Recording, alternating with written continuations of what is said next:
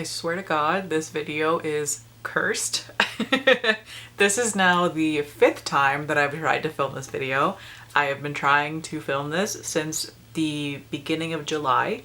It's now the end of August.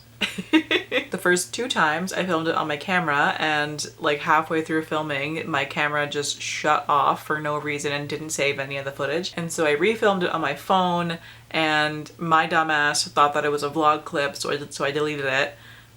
Idiot. And then the 4th time I again filmed it on my camera after I fixed it, and I filmed like multiple other videos on my camera and they were fine, and then I go to film this one for a 4th time on my camera and it does the same thing where it just like cuts out. So if this does not work this time, I'm never filming a book haul again.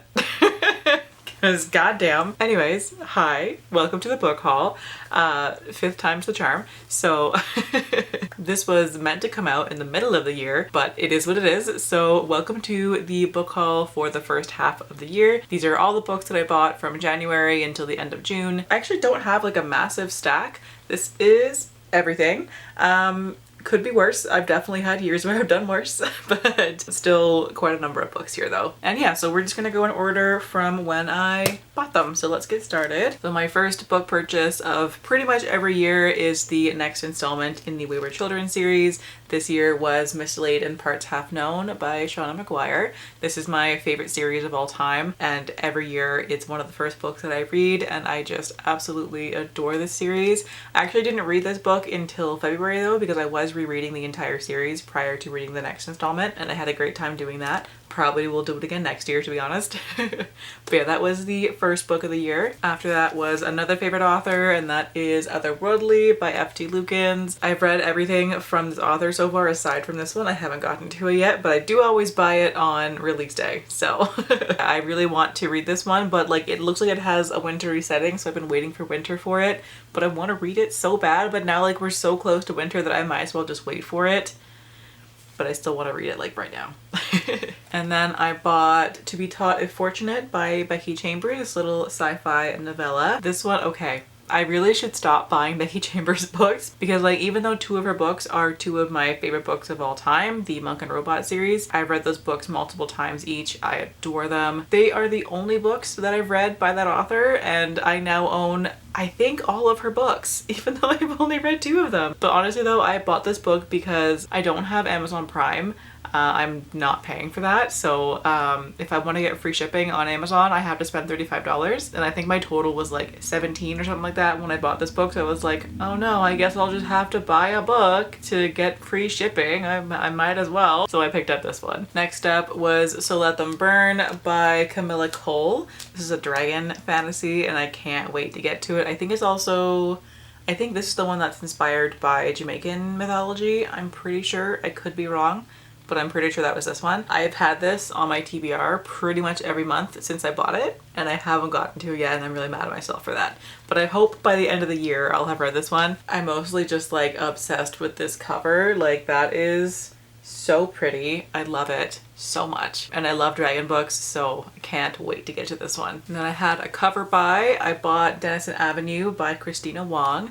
This one I actually just finished reading a couple days ago, and I loved it. It's a literary fiction about an elderly Chinese Canadian woman who lives in Toronto, and she very suddenly loses her husband, and it's just her dealing with grief by walking around her neighborhood in Chinatown and just kind of dealing with grief. And it was very sad and very good, and I really enjoyed it, so I do recommend. But this one I actually purchased because so like the first half of the book is like a regular book, but then the other half of it, when you flip it over, has these beautiful illustrations of Toronto.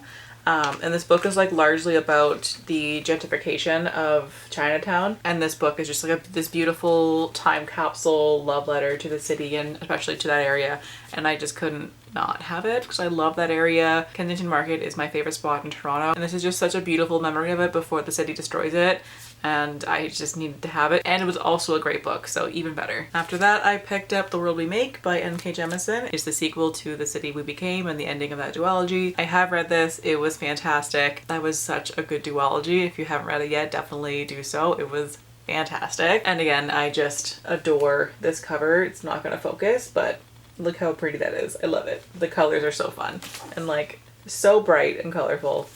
Love it. This next one I'm not going to talk about a whole lot because I no longer support this author, but I had bought this book before things about them came to light. But that one is Saint Sorrow Sinner by Freydis Moon. I'll leave links down below to more information, but if you didn't hear, this author was found out to be pretending to be a person of color, and also I believe they were harassing other authors online. So no longer support this author, but I will leave more information down below if you want to check out what happened there. Yeah, big yikes. I also picked up the Binti Omnibus by Nnedi Okorafor. This one is a series of sci-fi novellas. Haven't gotten to it yet, but very much want to. I also love this cover. I think it's so gorgeous. I love it. I kind of forget what it's about, but yeah, I just know that it's sci-fi and novellas, and those are two great things for me. So I wanted to pick this one up. It's been on my radar for quite a while, and I'm hoping that I'll get to it whenever I'm in the mood for sci-fi next. And then back in May, I went to a bookworm market in Toronto, and while I was there, there was a booth for a queer-owned horror bookstore, and I couldn't resist picking up the Book of Queer Saints, Volume 2 by Mae Murray and Hailey Piper. Once again, obsessed with this cover. It's so cool. Okay, I don't have autofocus, but like, I have to manually focus. This needs its own time here. Look at that. Oh, you gonna do it? It's not gonna do it. Whatever, it's fine. Yeah, this is so cool. I think this is like the coolest cover that I own. It's fantastic. It's also really funny. I actually, when I was on the train home that day, I pulled this book out of my bag to read the first story of it, having forgotten what's on the cover, and there was a very old couple right next to me, and they were very appalled by what I pulled out of my bag. And I was kind of like seeing them in the corner of my eye, being like all like shocked, and I'm like, what? And I looked down, I'm like, oh yeah, right.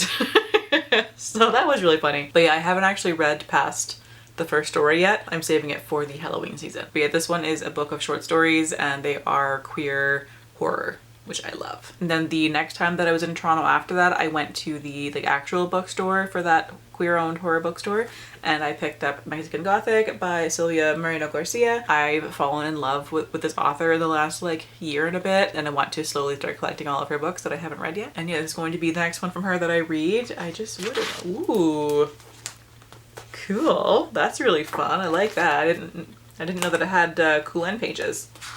Funky. But yeah, I'll be reading this one very soon. Hopefully. For Pride Month, I wanted to pick up a nonfiction, so I grabbed Miss Major Speaks, Conversations with a Black Trans Revolutionary by Miss Major and Toshio Marinek. This is just a conversation between Miss Major and a longtime friend of hers, just talking about her thoughts and feelings on her life and things that she's been through, and things like Stonewall and the Pride Parade and those kind of things.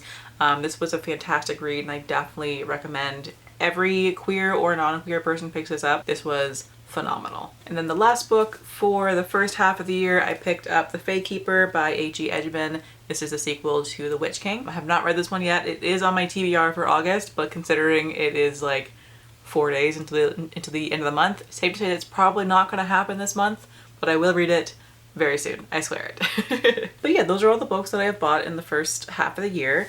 This lovely, very out of focus stack behind me. Yeah, my camera doesn't do autofocus, and it's very hard to get it to focus on not a face, so it's annoying. This is not made to be a video camera, it's made for photography, but it is what it is. It's what I've got, so you know. Anyways, doesn't matter. Those are the books that I bought in the first half of the year, and my camera actually did not die on me, so yay, we did it.